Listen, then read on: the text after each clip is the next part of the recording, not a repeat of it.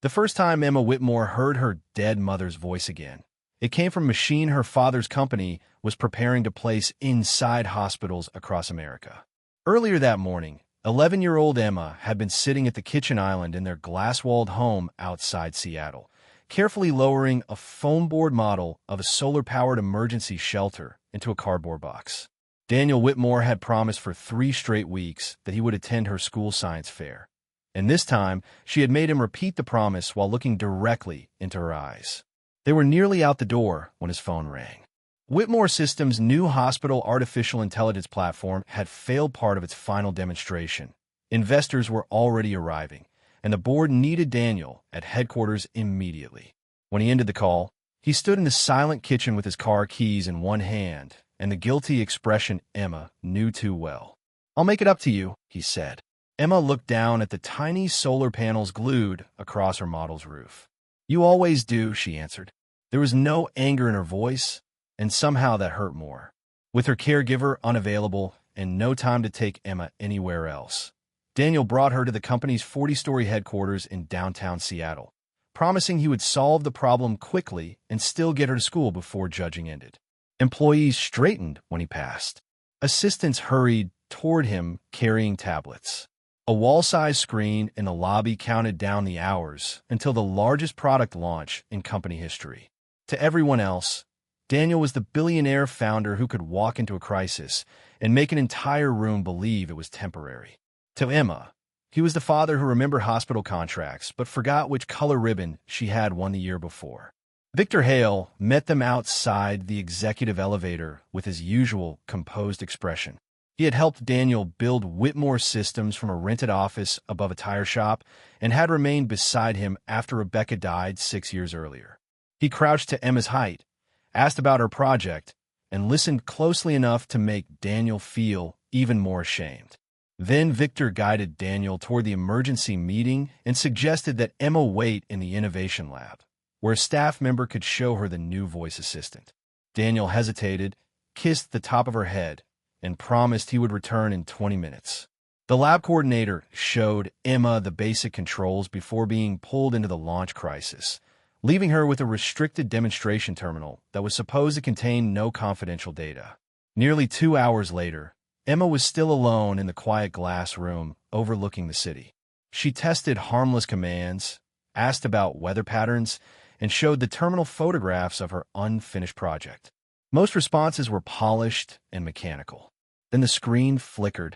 A hidden diagnostic window opened for less than a second, displaying a user profile labeled Rebecca Whitmore. Emma froze. Before she could call anyone, the speakers gave a soft burst of static, followed by a warm, familiar voice saying the exact phrase Rebecca had used whenever they solved puzzles together. "Look where the numbers stop matching." Emma's breath caught. Her mother had been dead for 6 years, and Daniel had never allowed the company to use her voice. Beneath Rebecca's name, a line of small text appeared. "Account updated last Tuesday." The most frightening thing about hearing her dead mother's voice was not how real it sounded, but that someone had accessed the account barely a week earlier. Emma stared at the words on the screen until they blurred, then leaned toward the prototype and whispered, "Mom?" The system gave no answer.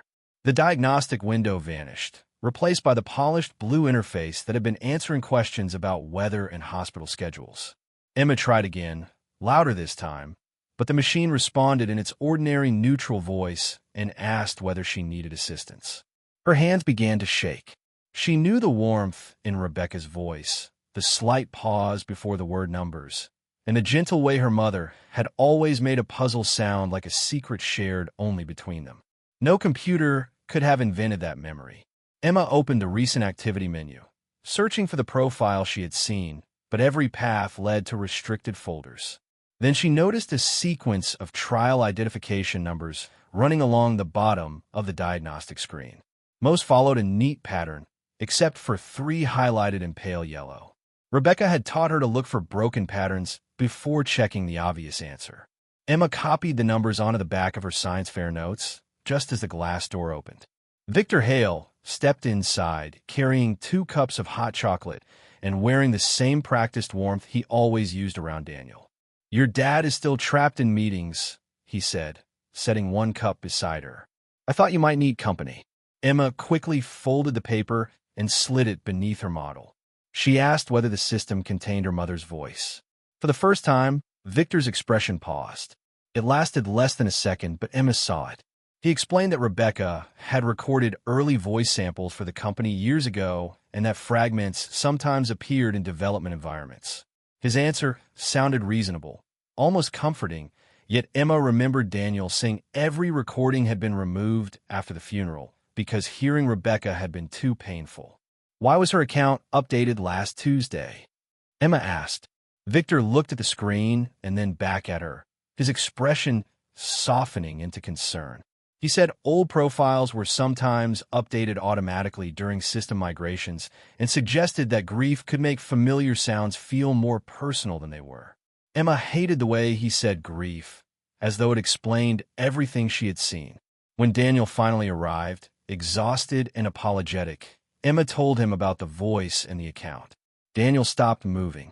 For one brief moment, fear crossed his face, but Victor immediately repeated his explanation about archived training data. Daniel looked between his oldest friend and his daughter, then knelt beside Emma and told her the system had probably played an old recording by mistake. He promised the engineers would check it immediately. Emma wanted to believe him, but as Victor guided them toward the elevator, she glanced back at the prototype. The hidden profile had reopened on its own. Beneath Rebecca Whitmore's archive profile was a hospital trial report bearing Victor Hale's digital approval, dated 3 years after her death. The clue everyone dismissed as a grieving child's imagination was the only thing in the building that refused to lie. Daniel asked the engineering team to inspect the prototype, but the approaching launch had transformed Whitmore's systems into controlled chaos. News vans lined the street outside headquarters. Investors filled the executive conference center, and banners announcing the hospital AI platform hung throughout the glass atrium. Emma followed her father across the lobby carrying her science fair project, now too late to be judged, while every television displayed interviews praising the technology expected to change patient care across the country. Daniel apologized for missing the fair and promised they would rebuild the presentation together that weekend. Yet his attention kept drifting toward the messages arriving on his phone every few seconds. Emma nodded politely, but her thoughts remained fixed on the hidden profile. While Daniel disappeared into another briefing, she sat in a quiet corner of the Innovation Center with a notebook where she had copied the highlighted trial numbers. Rebecca had always turned puzzles into games. Instead of asking Emma to solve the entire mystery, she would circle the one piece that did not belong and say, "Everything else will explain itself." Emma spread the pages across the table and compared the numbers with a product brochure lying nearby. At first, the sequences looked identical, but after several minutes, she noticed something unusual. The public list skipped 3 trial identification numbers before continuing, as though nothing were missing. It looked like someone had removed a mistake without repairing the pattern around it. Emma opened a visitor tablet and searched the public product presentation. A colorful chart displayed successful testing at dozens of hospitals. She counted each trial with her pencil and matched it against the figures in her notebook. 3 trial entries were missing. Whenever the sequence reached one of the highlighted numbers Rebecca had taught her to notice, the public chart jumped ahead as though those hospitals had never participated. Emma did not understand medical software, but she understood puzzles, and puzzles did not lose pieces without leaving empty spaces behind. Daniel entered the room with the tired smile of a man who had finally found one free minute. Emma showed him both sets of numbers and explained how the pattern no longer matched. Daniel studied her pages, genuinely impressed by her careful work, yet he gently shook his head. He explained that engineering reports often remove duplicate tests or incomplete data before publication, and that different totals did not automatically mean something was wrong. Emma tried to repeat Rebecca's rule, but Daniel softly interrupted.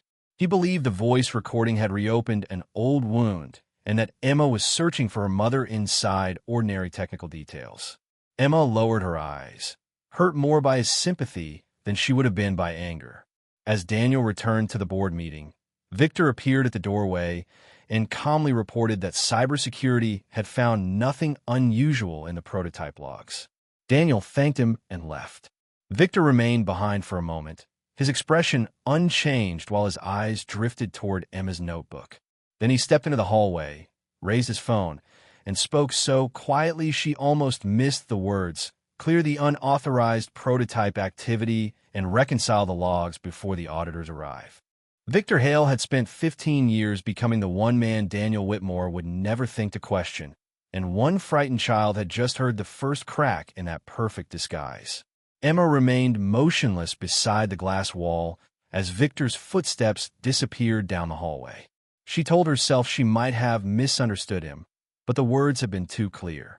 She slipped her notebook beneath her science project and followed at a distance, staying behind the frosted partitions lining the executive floor.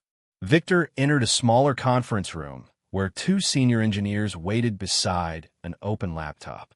Through the narrow gap between the doors, Emma watched his controlled expression harden. He instructed them to classify the missing hospital reports as corrupted files, remove the prototype's unauthorized voice output, and finish before independent auditors arrived the next morning. Neither engineer challenged him. One quietly asked whether Daniel had approved the changes. Victor replied that Daniel had trusted him to protect the launch, and protecting it sometimes required decisions the founder did not need to see. A small red indicator glowed on the conference console, showing that the room's automatic compliance transcript was still active.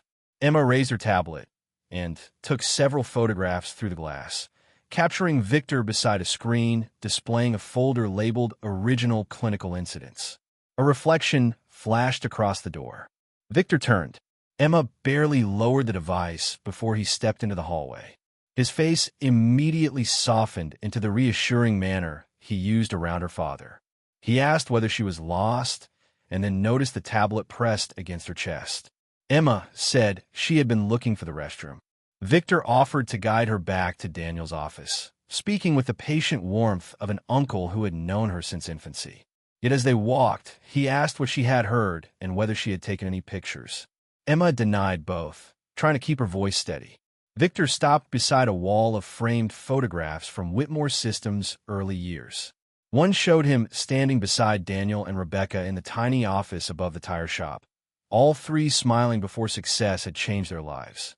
Victor looked at the photograph and told Emma that grief could make people search for danger where none existed. He said Daniel had barely survived losing Rebecca and warned that reopening old questions could hurt him more than she understood. The words sounded caring, but Emma heard the message beneath them: stay silent for your father's sake. When they reached Daniel's office, Victor placed a reassuring hand on Emma's shoulder and suggested she rest while the adults handled the launch. Then he asked to borrow her tablet so security could verify that the prototype had not transferred anything harmful. Emma hesitated, but Daniel entered at that moment, thanked Victor for looking after her, and told her to hand it over. She obeyed.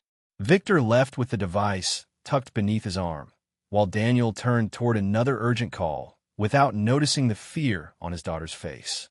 Emma sat alone on the couch and opened the family cloud account from her phone. The tablet's photo backup had completed less than a minute before Victor took it. 5 images were waiting, including one clearly showing the hidden folder on the conference room screen.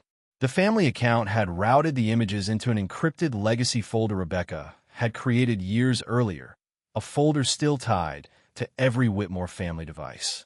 Beneath the final photograph was an automatic system alert she had never seen before. Backup destination linked to Rebecca Whitmore archive. The tablet Victor took from Emma disappeared for less than 20 minutes, but when it came back, it no longer belonged to the same story. Emma accepted it with a quiet thank you, pretending not to notice that every recently opened file had been cleared and the photographs were gone. Victor maintained his calm confidence and explained that security had found nothing unusual. Daniel, already halfway into another conference call with investors in New York and hospital executives in Chicago, thanked Victor once again for handling everything. Emma forced herself to nod, but inside she realized something frightening. Victor had not panicked. He had expected someone to look, and he had known exactly what to erase. She waited until both men walked away before opening the family cloud account on her phone. The photographs were still there, protected by the automatic backup Victor apparently did not know existed. He had wiped the tablet's local storage, but he had not known that Emma's family account had uploaded the images through her phone's private hotspot before he took it. More importantly, the strange notification beneath the final image continued flashing softly across the screen. Backup destination linked to Rebecca Whitmore archive. Emma tapped the alert. Instead of opening a normal photo folder, the screen requested an old family security phrase. Her heart remembered it before her mind did. Every Saturday morning, Rebecca had hidden handwritten clues around the house for Daniel and Emma to solve together, ending each game with the same sentence. Emma slowly typed the words. Look where the numbers stop matching. The screen paused for several seconds before opening a hidden archive that had not been accessed in years. Hundreds of family photographs appeared first, followed by birthday videos, school artwork, and voice recordings Rebecca had made for Emma while traveling. The phrase the prototype had played was not generated by the AI. It came from a private recovery prompt Rebecca had embedded in her archive development profile. Tears filled Emma's eyes as she listened to her mother's laughter for only a moment before another folder caught her attention. It was labeled Personal Review, If Something Changes. Inside were engineering notes, unfinished reports, and dozens of documents Rebecca had quietly stored outside the company's primary servers. Most concerned safety testing for the hospital AI platform during its earliest development. Rebecca had highlighted repeated inconsistencies in several clinical trials and written careful questions beside them rather than accusations. She had wanted answers, not conflict. One file stood apart from the others. It contained an email draft addressed to Daniel, but never sent. Rebecca wrote that someone inside the executive team appeared to be replacing unfavorable hospital trial results with cleaner data before presentations to investors. She admitted she did not yet know who was responsible, but promised to gather enough evidence before accusing anyone. The draft ended abruptly without a signature. Emma checked the date. It had been created the afternoon before Rebecca's fatal car accident. A chill moved across her arms. Nothing in the archive suggested the crash had been anything but a tragedy, yet someone had clearly benefited after Rebecca was gone, because every warning stopped with that unfinished email. As Emma reached for the next file, the office lights dimmed for the company's live presentation. Applause echoed through the building. On the giant screen outside the Innovation Center, Daniel walked onto the stage beside Victor Hale. At that exact moment, another document finished restoring itself from Rebecca's archive. Its title appeared one line at a time across Emma's phone. Internal Incident Report. Access removed by Victor Hale. By the time Daniel realized Rebecca had been trying to warn him before she died, Victor Hale was already standing beneath a wall of cameras, presenting the lie as a national promise. Emma pushed through the crowd outside the Innovation Center, clutching her phone so tightly that her knuckles turned pale. On the giant screen above the stage, Daniel spoke about trust, safety, and the responsibility of building technology hospitals could depend on. Victor stood beside him with the composed expression of a man who had rehearsed every second. Emma wanted to call out, but the hall was packed with investors, physicians, reporters, and executives. No one would hear an 11-year-old over the applause. She slipped through a side corridor and found Rachel Kim, the director of cybersecurity, monitoring the launch from Control Station. Emma showed her the photographs and Rebecca's hidden archive. Rachel's first reaction was disbelief, but it vanished when she saw the timestamps, the original incident folder, and Victor's authorization code attached to the deleted files. She immediately isolated the phone on a secure offline reader and began tracing the archive's history. The results appeared one by one. Rebecca had created the private backup 6 years earlier. 3 hospital trial reports had later been removed from the company's main system. Each removal had been authorized through Victor's executive credentials. Worse, the deleted reports documented repeated diagnostic failures involving the platform's earliest patient priority model. No patients had been harmed during testing because human clinicians had caught the errors, but the incidents proved the software had not been ready for wider deployment. Emma asked whether Daniel knew. Rachel did not answer at first. Then she found a final access record showing that a summary had been sent to Daniel's office, opened through his account, and marked approved. Emma's face fell. Rachel explained that senior executives often delegated document review and that account permissions could be misused, but the record meant Victor could claim Daniel had accepted the risks. She also discovered that the executive conference system automatically retained encrypted compliance transcripts for 30 days. They hurried backstage as the presentation moved toward its final demonstration. Emma found Daniel near the curtain and begged him to look at the archive. He tried to calm her, saying they would discuss it after the launch, but Rachel stepped forward and told him the deleted reports were genuine. Daniel's expression changed. He opened Rebecca's unfinished email and read every line in silence. The noise of the event seemed to disappear around him. For 6 years, he had believed Rebecca's final days were filled with ordinary work and plans for their family. Now he saw that she had been carrying a private fear because she did not yet know whom she could trust. Daniel turned toward Victor, who was answering questions on stage beneath the company logo they had created together. Did he know she found out? Daniel whispered. Rachel showed him a calendar record proving Victor had scheduled a private meeting with Rebecca at 8:30 p.m. the night before her accident. She also found the name of Jenna Collins, a former validation engineer Rebecca had planned to contact about the missing reports. Daniel stared at the timestamp, his grief twisting into suspicion. Before he stepped toward the stage, Rachel stopped him. The police reports still describe Rebecca's crash as an accident, and nothing in the archive proved otherwise. Daniel understood, but the question had already taken hold. Victor had met Rebecca hours before she died, buried her warnings afterward, and spent 6 years standing beside the husband she had tried to protect. Then the stage manager approached with new instructions from the board. The final launch authorization vote had been moved forward. It would happen in 30 minutes. The worst betrayal Daniel uncovered was not that Victor had hidden the truth from him, but that Victor had built the entire deception around Daniel's own trust. With less than 30 minutes before the vote, Daniel led Emma and Rachel into a secure conference room 2 floors above the launch hall.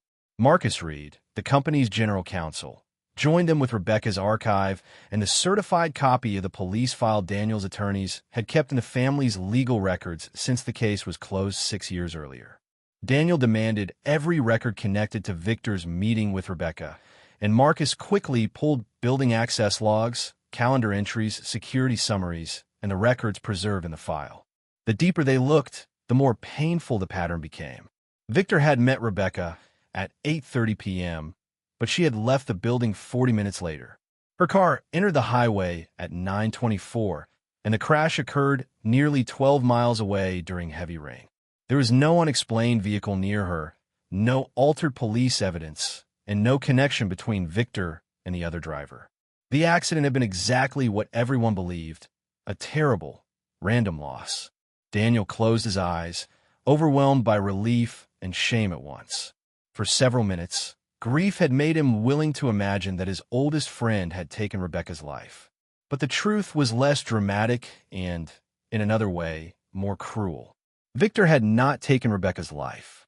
He had taken advantage of the silence her death left behind, erased the warnings she had gathered, and used Daniel's grief to strengthen his control over the company.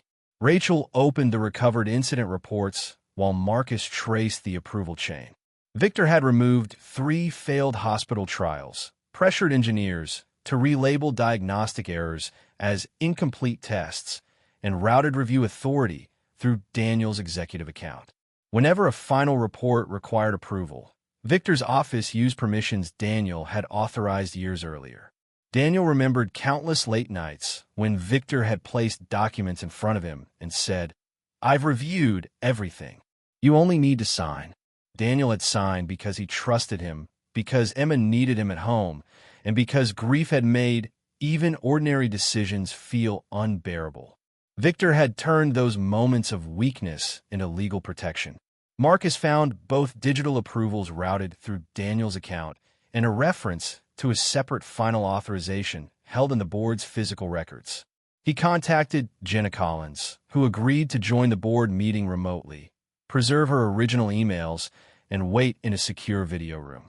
Emma watched her father realize the conspiracy could not be defeated by calling himself innocent. His name was on the approvals, even if he had never read the buried reports. Daniel asked how much time remained. Rachel answered, 17 minutes. Downstairs, Victor had begun telling board members that Daniel was emotionally compromised and attempting to delay the launch over unverified files found by his daughter. Marcus warned that confronting him without a complete chain of evidence could allow Victor to persuade the board to suspend Daniel before Daniel could formally halt the deployment. Daniel looked at Emma, expecting fear. Instead, she unfolded the science fair notes she had protected all day and pointed to the missing trial numbers. "Mom didn't leave you an accusation," she said quietly. "She left you a way to prove it." Rachel followed the sequence and discovered that each missing trial ID corresponded to an archived record maintained independently by one of the participating hospitals.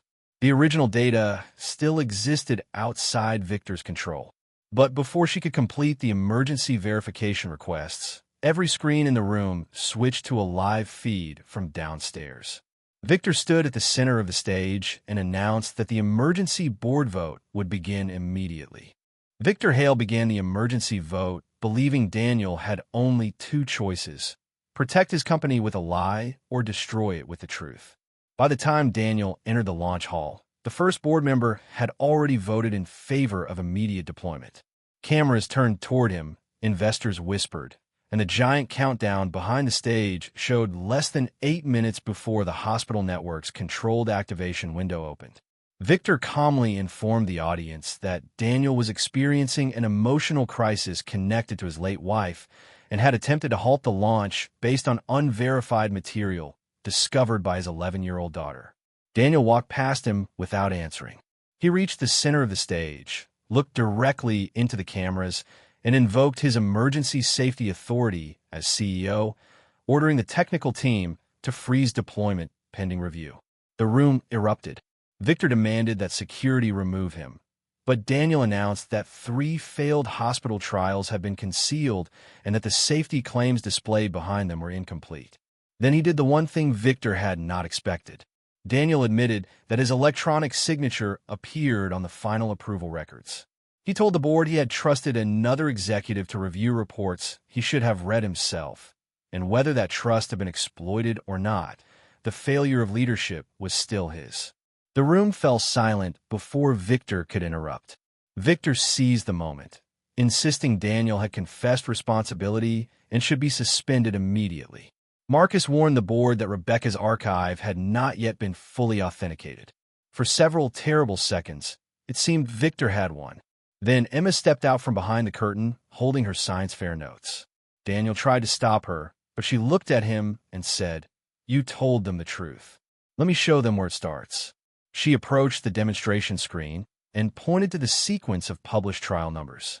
In a clear but trembling voice, she explained that 3 results had vanished from the pattern and that her mother had taught her to look where numbers stopped matching. Victor dismissed it as a child's puzzle, but Rachel entered carrying a secure laptop. The hospital's compliance officers had returned the emergency verification requests, providing de-identified reports and matching cryptographic hashes from the independent archives of the 3 participating hospitals. One by one, the missing reports appeared on the giant screen. Each documented the same dangerous diagnostic failures. Each contained original timestamps and verification records. Each showed that Victor's credentials had removed the corresponding file from Whitmore Systems' database. Board members exchanged alarmed glances. Victor insisted that the reports were preliminary and had been excluded through ordinary review. Jenna Collins then appeared on the video wall and confirmed that Victor had threatened her career after she refused to classify the failures as incomplete tests. Victor's composure finally broke. He accused Daniel of staging the entire scene to save himself. Rachel responded by playing an audio recording recovered from the executive conference system, capturing Victor's instruction to clear the unauthorized prototype activity and reconcile the logs before auditors arrived. She then displayed the audit trail showing that 90 seconds later, a privileged deletion had been executed from Victor's office terminal. Board members lowered their voting tablets. Reporters surged toward the stage as security moved beside Victor. Yet before they reached him, Victor turned to Daniel with one final thin smile and said the signature on the launch authorization was real. Daniel had not merely approved a summary through his account. He had personally signed the document in ink. Marcus placed the original authorization on the table. Daniel looked down and recognized his own handwriting. The company Daniel Whitmore had spent 20 years building found its first chance at survival when he stopped trying to save himself. He looked at the original authorization form in front of the board and slowly nodded. "That is my signature," he said into the silence. "No one forged it. I signed a document I should have read, and because I failed to ask the questions my wife was asking, every employee, every investor, and every hospital represented in this room deserves to hear the truth from me first." Victor's final smile disappeared. He had expected Daniel to deny responsibility, argue over technicalities, or shift the blame. Instead, Daniel accepted his own failure before exposing Victor's. He explained that Victor had presented the signature page as the final certification of a review Daniel believed had already been completed by the legal, clinical, and engineering teams. Daniel had trusted reports summarized by his closest executive during the darkest years after Rebecca's death, and that trust had become negligence. Then he turned toward the board and requested an immediate suspension of the nationwide deployment, an independent investigation, and a complete forensic review of every trial connected to the platform. Several board members exchanged uneasy glances before the chair suspended the vote before the remaining ballots could be cast. Rachel presented the recovered hospital server records, confirming that the missing reports had been intentionally removed from Whitmore systems after Rebecca documented the failures. Marcus verified the chain of custody for every file, timestamp, access record, and approval. Jenna submitted her original emails showing that she had refused to alter safety reports and had been forced out shortly afterward. Faced with the combined evidence, Victor offered one final defense. He insisted he had concealed the failed trials only because delaying the launch would have destroyed years of work and threatened thousands of jobs. Daniel answered quietly that Rebecca had understood what he had forgotten. Safety was not a marketing strategy. It was a promise made to every patient who would never know their names. Company security removed Victor from the stage, revoked his building access, and escorted him to a private office while outside investigators were contacted and the relevant systems were preserved. The cameras that had arrived expecting a celebration instead captured a CEO stopping his own product launch because the truth mattered more than the headlines. In the weeks that followed, Whitmore Systems withdrew the platform, restored every deleted report, and began additional testing with independent medical partners. Outside specialists were appointed to oversee future clinical validation. Employees who had raised concerns, including Jenna, received formal apologies and offers to return. Daniel stepped down temporarily as chief executive while the investigation continued, telling shareholders that accountability meant accepting consequences, not merely demanding them from others. Months later, the independent review concluded that Victor had deliberately concealed safety failures, misused delegated authority, retaliated against employees, and falsified internal records. The board permanently removed him from every position and referred the evidence to federal regulators and law enforcement authorities. Victor was later indicted on charges related to falsifying records, obstructing an internal audit, and retaliating against employees. Rebecca's unfinished email was preserved in the company archive exactly as she had written it, a reminder that integrity often begins with one person willing to ask an uncomfortable question. On the first Saturday, Daniel had no meetings, calls, or cameras waiting for him. He found Emma setting up a new science project on the kitchen island. Her teacher had agreed to let her present the rebuilt project the following Monday, and Daniel had already cleared the entire morning. Before she could look up, he placed his briefcase beside the front door, sat next to her, and asked, Where do the numbers stop matching? Emma smiled through tears and slid the notebook toward him. The phone began to ring in the hallway, but Daniel let it ring. As morning light crossed the kitchen island, he stayed.